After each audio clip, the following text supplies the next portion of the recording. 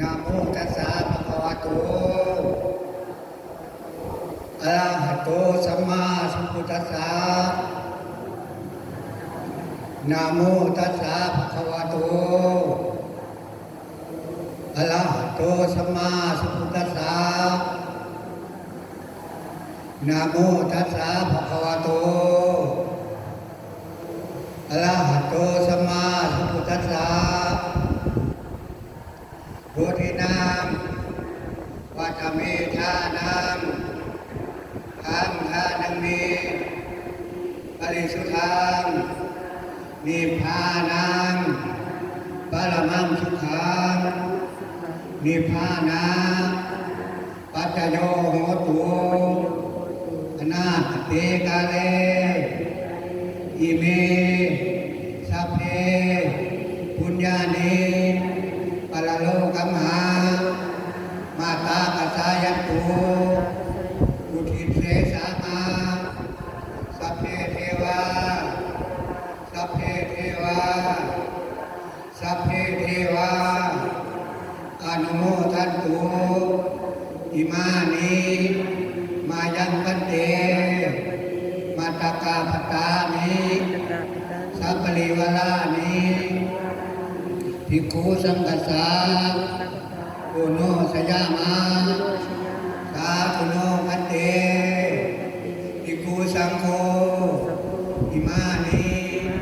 มายังพันเตมาตากาปตานิ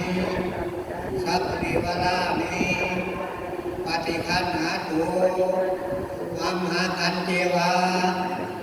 มาตาภิตุอธินัญญายาตกานังทีฆลันตังตายาสุขายาข้าแต่พระสงฆ์ผู้เจริญข้าพระเจ้าทั้งหลายขอน้อมถวายภัตตาหารกัตถเครื่องบริวารทั้งหลายคนนี้เป็นของตัวข้าพระเจ้าทั้งหลายเพื่ออุทิศให้แก่เอาเด้อญาติพี่น้องให้อยู่เรา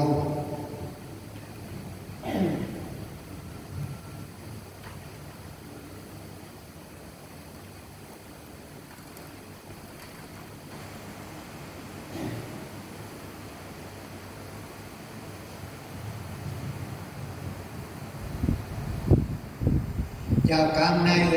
รขอญาติทั้งหลาย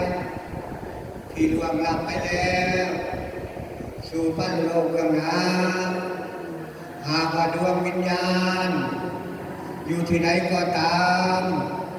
ขอจงได้มารับกุศลผลดานที่ได้อุทิศให้นี้